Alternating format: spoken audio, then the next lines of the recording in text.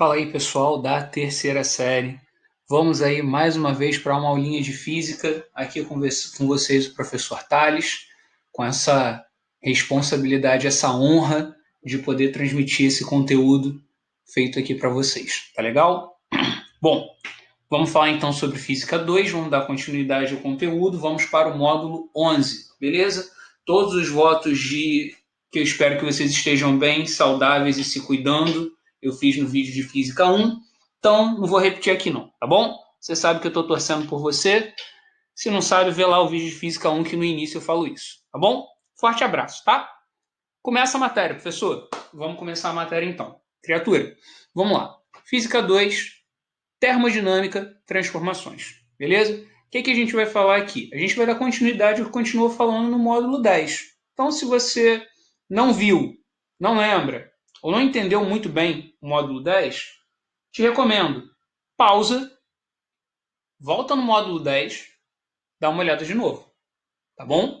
Pausa, dá uma olhada no módulo 10, dá uma lida na teoria, tenta refazer os exercícios e aí depois você volta para cá, a gente continua trabalhando, tá bom? Mas, por favor, não deixe de fazer a análise e o estudo necessário do capítulo, tá bom? Então, tá aí, módulo 11. O que a gente vai falar no módulo 11, gente? A ideia é, termodinâmica estuda pegar a energia térmica, contida em um gás especificamente, e transformar essa energia térmica em energia mecânica. Então a ideia é, eu vou ter algum movimento sendo gerado, alguma mudança no tamanho de alguma coisa por causa da mudança na energia térmica, tá?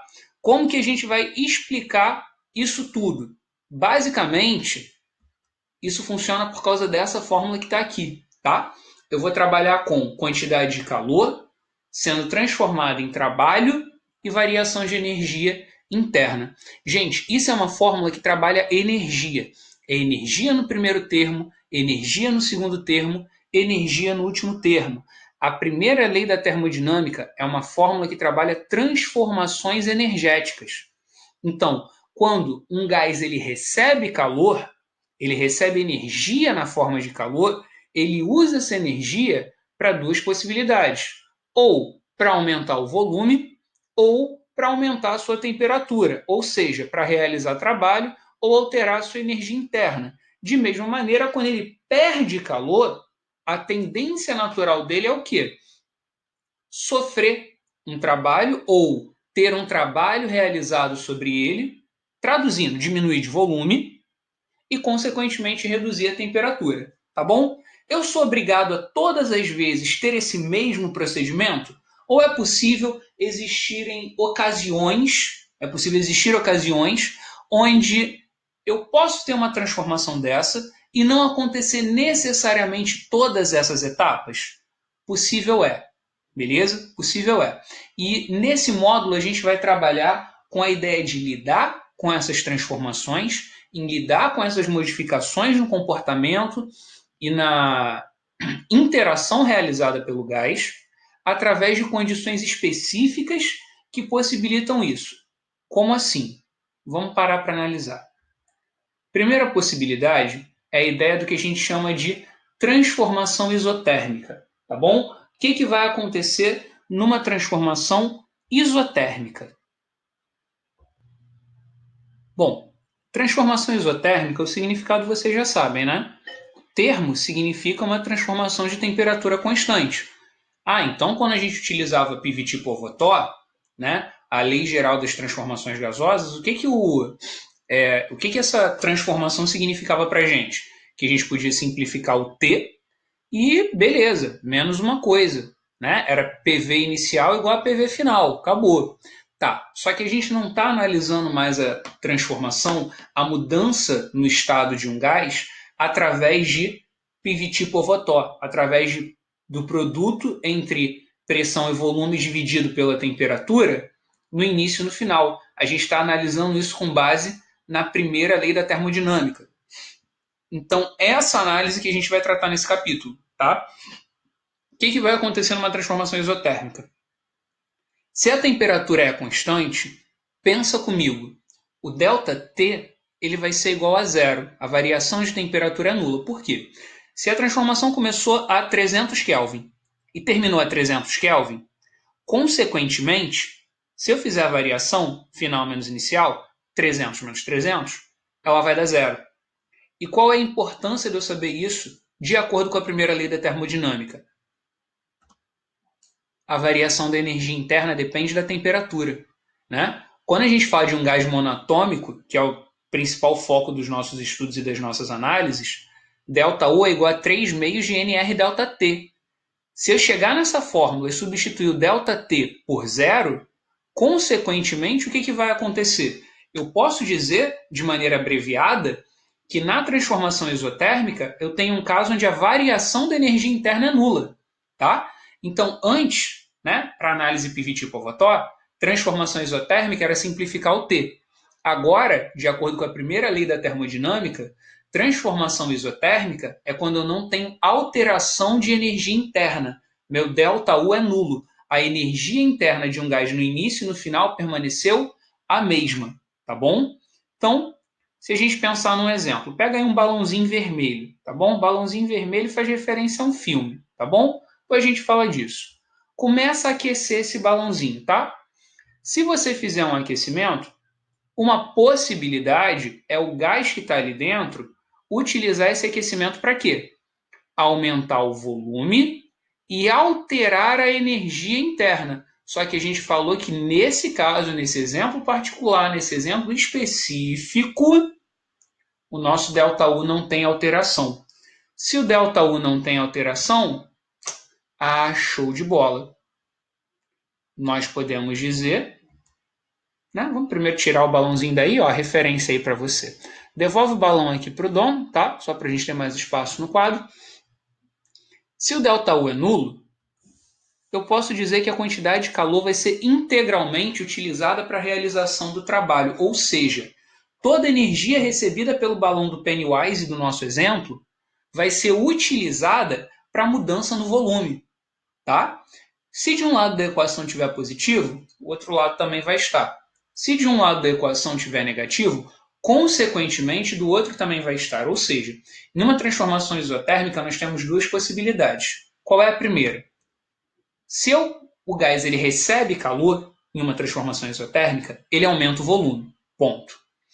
Por outro lado, se o gás perde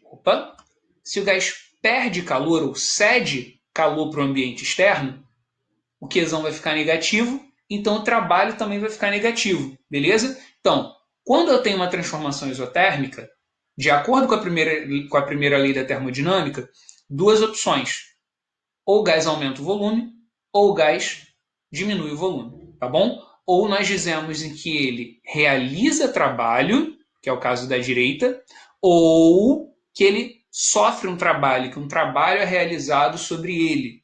Existem determinadas compressões gasosas em que o que acontece é isso daí. Você faz o caminho contrário. Você põe o gás em um êmbolo, comprime ele. Se essa compressão for isotérmica, você diminui o volume, né? Você está apertando o espaço do gás, você diminui o volume, fazendo com que ele perca calor para o ambiente, beleza? Ele vai ceder calor para o ambiente. Isso é a possibilidade da transformação isotérmica, tá bom?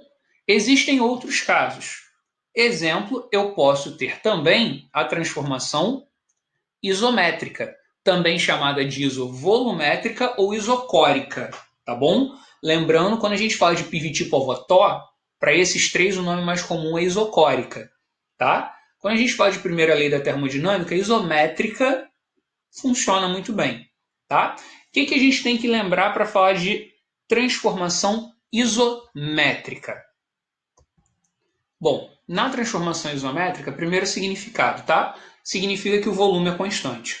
Qualquer coisa constante em física, quando a gente faz a variação, essa coisa fica nula. Ou seja, se eu pegar o volume final, seja lá ele qual for, subtrair do volume inicial, seja lá ele qual for, se esses volumes são iguais, ou seja, se o gás começou com 1 metro cúbico e terminou com 1 metro cúbico, se eu fizer a variação do volume, isso vai ser igual a zero. Tá? E em qual variável isso vai trazer alguma modificação? Pensa comigo. Se você tem o exemplo de um balão sendo assoprado, tá? Quando você assopra um balão, isso é um exemplo de uma transformação isométrica? Claro que não. O volume dele muda. Então eu sei que isso daqui não vai servir para a gente como exemplo de transformação isométrica, tá? Trabalho vezes ΔV vai ser igual a zero. Opa, então quando eu tenho uma transformação isométrica, tira esse balão daqui, né? Quando eu tenho uma transformação isométrica, a questão do balão não é um exemplo para a gente, tá? Exatamente porque existem questões que falam, questões teóricas que falam disso como exemplo, mas não acontece. Você assopra no balão, você está aumentando o volume que existe ali dentro, tá bom? Então, olha só, quando eu pego um valor qualquer de pressão, multiplico pela variação do volume que foi nula, consequentemente, o que a gente vai encontrar aí? Qualquer coisa vezes zero dá zero. Então, aproximando para a primeira lei da termodinâmica, quem agora vai ser igual a zero? Trabalho. Consequentemente, o que sobra para a gente é que todo calor utilizado será transformado em energia interna, ou seja, no primeiro caso que a gente falou, na transformação isotérmica, todo calor cedido era transformado em energia para mudança de volume. Agora nós estamos falando sobre o caso de todo calor cedido é utilizado para mudança na energia interna, consequentemente, alteração na temperatura, tá bom? Se de um lado da fórmula ficar negativo, consequentemente do outro também vai ficar, o que nos dá duas possibilidades. Ou o gás. Né? Antes de mais nada, um exemplo do que poderia ser uma transformação isométrica. Obrigado, Dexter. Tá aí, ó. Normalmente uma transformação isométrica acontece quando você tem um recipiente indeformável, tá? Por exemplo, se você mudar a quantidade de volume que existe em um determinado, se você Perdão, botijão não, né? Botijão é indeformável, mudar o volume não é transformação isométrica. Mas se você altera a temperatura de determinado recipiente indeformável, cedendo ou retirando o calor dele, você tem uma transformação isométrica, tá bom? Dexter, obrigado pela sua contribuição aí com a nossa aula, tá? Beleza? Então, se de um lado for positivo, do outro lado também vai ser. Então, se o gás ele recebe calor em uma transformação isométrica, ele aumenta a sua temperatura. Por outro lado, se o gás ele cede calor, ele diminui a temperatura. Beleza? Basicamente, aqui do lado direito a gente está falando de um processo de aquecimento, do lado esquerdo a gente está falando sobre um processo de resfriamento. Tá? Se o gás passa por um processo de resfriamento, ele está cedendo calor para o ambiente, está diminuindo a sua temperatura. Tá bom? Se ele recebe calor, ele está passando por um processo de aquecimento, sua temperatura vai aumentar, tá bom? Isso é um exemplo de transformação isométrica, tá bem? Outra possibilidade, outro tipo de transformação é a transformação chamada de transformação adiabática, tá bom? Lembrando, a adiabática não tem nada a ver com diabo, tá? Dessa vez, transformação adiabática é aquela onde não há troca de calor com o meio externo. Bom, se não há troca de calor com o meio externo, as nossas análises vão ser um pouco diferentes do que a gente fazia antes, né? Por quê? Exemplo, quando você pensa em uma pessoa enchendo um pneu de bicicleta, principalmente se for com uma bomba dessa manual, feita de material condutor, né? Feita de um material bem específico aqui, o que vai acontecer? Ele está forçando o ar que está na bomba para dentro do pneu, beleza? Então, ele está fazendo isso com uma certa velocidade. Essa velocidade é tanta para dizer que esse processo é praticamente adiabático. Então, você consegue mudar o volume do gás, mudando sua temperatura, sem ter tempo do gás transferir calor para o ambiente externo. Mesmo se daqui sendo material condutor, mesmo se fosse um material isolante, tá? É tão rápido que a gente pode considerar uma transformação adiabática. Como conclusão disso, o que vai acontecer? Se não troca calor com o meio, o Qzão que é igual a zero. Logo, na nossa fórmula que está regendo a aula de hoje, né? Q é igual a trabalho mais ΔU, o que vai acontecer? É o Qzão que vai sair. E aqui a gente vai ter uma análise um pouco diferente do que a gente tinha antes. Por quê? Se eu tenho trabalho igual a menos variação da energia interna, é uma possibilidade. Né? Eu passei a variação da energia interna para o outro lado. Mas eu também posso dizer, né? Aqui, né? O significado disso. Se o trabalho é positivo, eu tive aumento de volume. Se o ΔU é negativo, eu tive diminuição de temperatura. Ou seja, eu usei a energia presente no próprio gás para gerar uma mudança de volume neste, beleza? É bem parecido com o que você faz com as suas reservas energéticas, tá? Se você começa a fazer muito exercício, o que seu corpo vai usar? O carboidrato que ele já está estocado lá dentro para te permitir desenvolver um trabalho, tá? Para permitir realizar um esforço, beleza? Então, quando o trabalho é positivo, variação da energia interna negativa, ou seja, aumenta o volume através da energia presente no próprio gás. Outra possibilidade, menos trabalho igual a ΔU. Ou seja, qual o significado dessa troça agora? Mudei, né? Eu tenho um aumento de temperatura a partir da redução do volume do gás.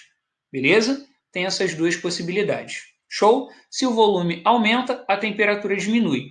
E se a temperatura aqui aumenta, quem diminuiu foi o volume. Beleza? A gente chama o aumento de volume de expansão, a redução de volume de compressão, conforme está escrito aí para vocês, tá? Bom, as principais formas de transformação são essas três. Agora a gente vai falar sobre algumas observações a respeito dessas três transformações. A primeira delas, ela equivale para uma transformação adiabática. Então, como já estamos com a faca e o queijo na mão, agora a gente vai falar especificamente sobre a equação de Poisson, tá? Como que a equação de Poisson funciona? Cuidado, tá? Ela é feita para tratar especificamente de transformações adiabáticas. Então, se vier uma questão teórica, começar a falar de uma questão de uma transformação isotérmica e falar do uso da equação de Poisson numa transformação isotérmica, lorota, sabe que aquela dali já está errada, beleza? Por quê?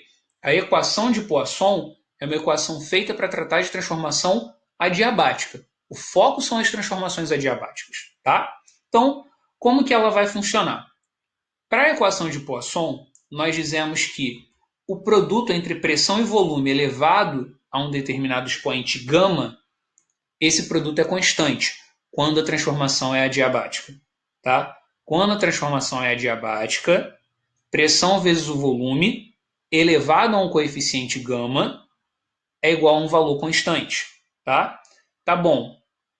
Como que a gente calcula o gama? Porque pressão e volume é questão da, ou se for uma questão de gráfico, o gráfico analisa, tá bom? Cuidado, essa dica vai especialmente, essa observação vai especialmente para a galera que vai para específica, tá? Então, olha só.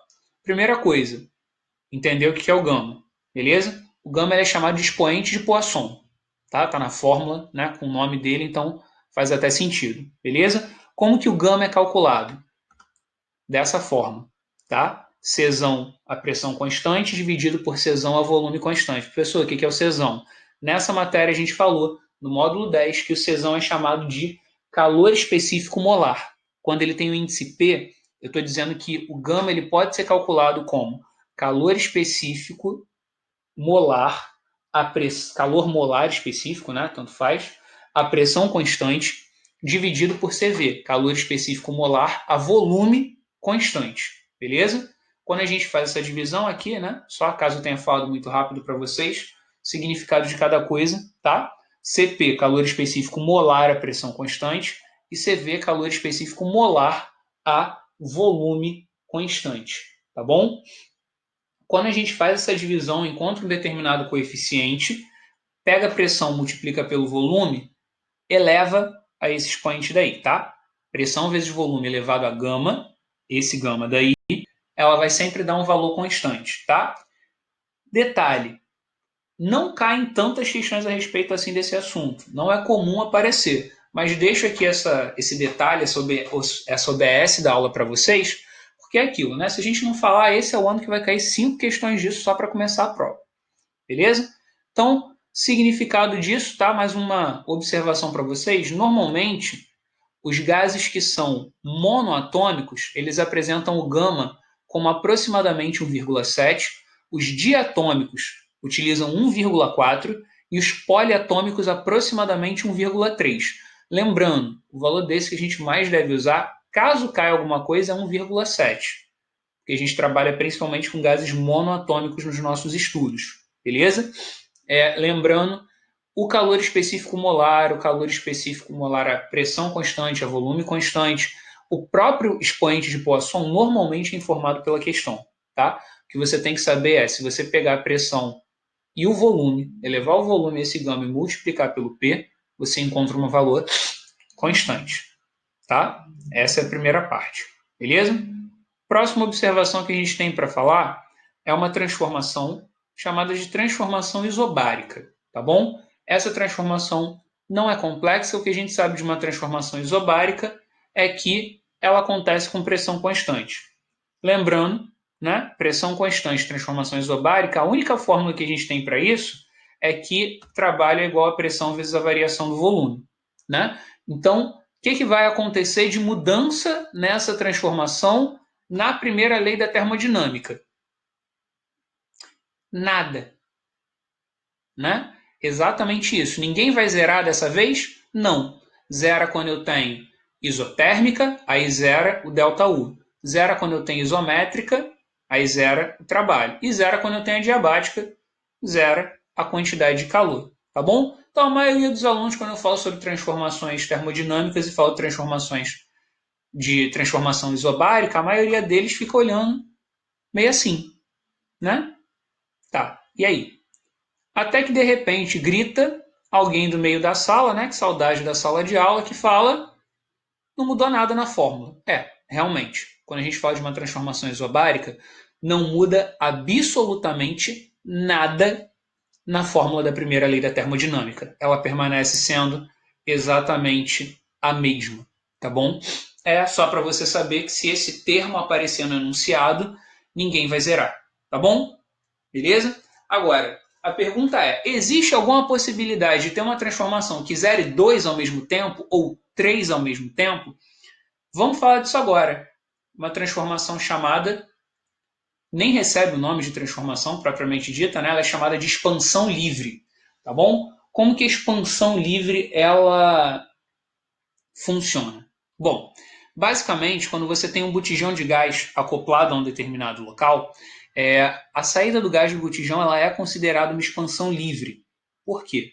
Como que ela vai funcionar? Primeiro, expansão livre é caracterizada por não haver gasto de energia, tá? É uma forma de transformação onde não há gasto de energia. Aí a gente tem que tomar bastante cuidado e analisar muito bem o que está sendo falado a respeito disso. Por quê? Vamos pensar.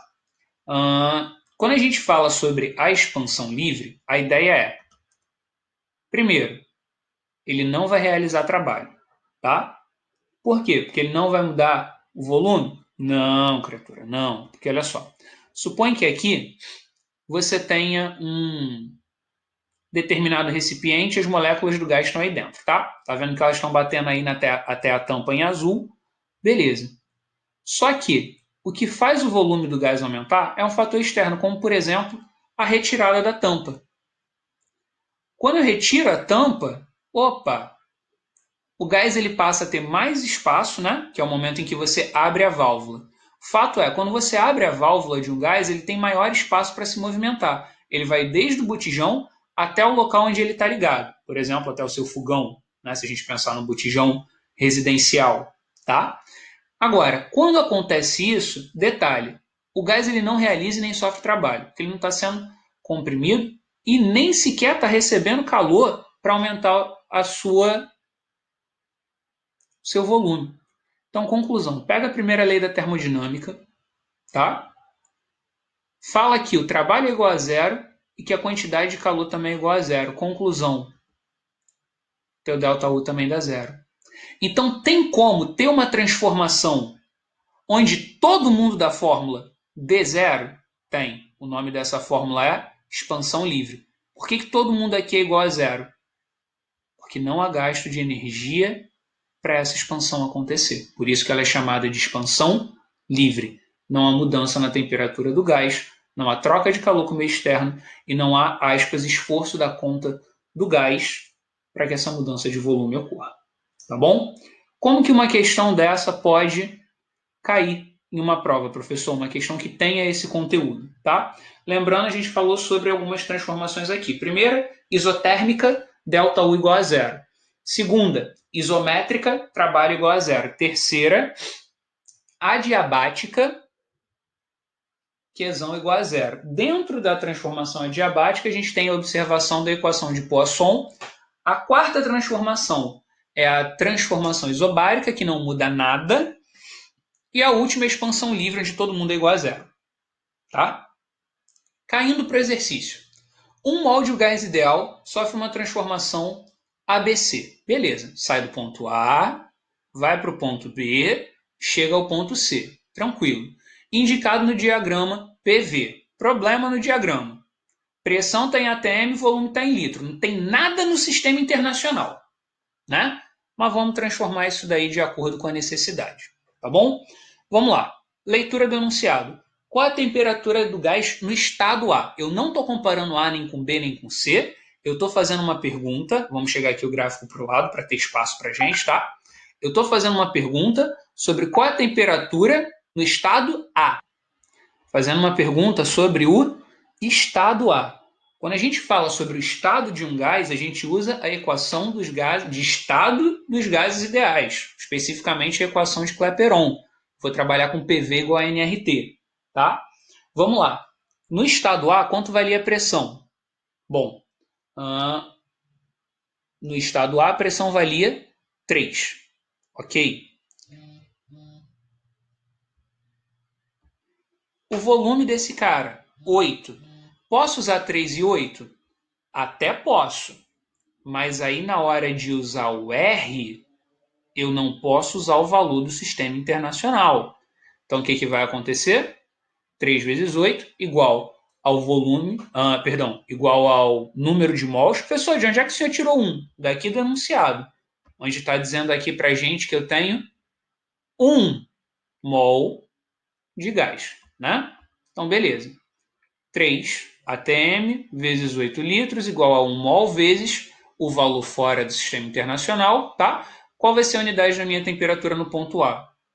atm litro, pressão, volume, número de mols, temperatura. Opa, Kelvin, beleza. Resolvo essa conta, a temperatura vai dar aproximadamente 293 Kelvin. Beleza? Aproximadamente 293 Kelvins. Show de bola. Agora, qual vai ser o trabalho realizado na expansão de A para B? Trabalho. A pressão mudou? Não. Eu posso utilizar a fórmula ou eu posso dizer que para esse caso o trabalho é igual à área abaixo do gráfico, tá? Chama o trabalho de tal ou de W, aqui eu acabei chamando de tal, a gente pode chamar de W que não tem problema não, tá? Duas coisas para representar a mesma variável. Beleza? Se você der uma observada, essa região daqui tem a forma de um retângulo. Então tira a área desse retângulo, base vezes altura. A base vai de 8 para 10 e a altura de 0 para 3. Tá? Só que para calcular trabalho tem que ser em joule. Então eu tenho que falar de 3 vezes 10 a quinta, para passar de atm para pascal, e de 8 para 10, então 10 menos 8 vezes 10 a menos 3, para passar de litro para metro cúbico. Então, fazendo a subtração e multiplicando, 600 joule ou 6 vezes 10 ao quadrado joules também é válido, tá? É assim que a gente faz essa leitura. Letra C. E qual a temperatura do gás no estado C? Pô, professor, eu vou aplicar PV igual a nRT de novo, só que agora para o estado C? Não, criatura. Leia o gráfico. De A para C, o enunciado falou que os dois pontos estão em cima de um. Opa, olha só. Marcado aqui para você, de um isoterma. Eita, ficou mal marcado, né? Vamos lá. De um isoterma no estado C. Isoterma. Isoterma é onde acontece uma transformação isotérmica. Ah, então é fácil. A temperatura do estado C é a mesma do estado A. Se no A era aproximadamente 293, no C vai dar 293 kelvins também. É isso, né, professor? É isso, aluno. Então, o que cai normalmente em um exercício desse assunto? Tudo dos módulos faz de transformações na termodinâmica é juntar PV igual a nRT com PV tipo Alvotó, com quantidade de calor igual a trabalho mais variação da energia interna. Beleza? Então, gente, isso é o que esse módulo passa para a gente. Eu espero que vocês tenham entendido, beleza? Tenham tido uma boa aula, uma boa compreensão da matéria. Fiquem em segurança e, acima de tudo, estuda muito, tá? Estou na torcida por você. Até a próxima.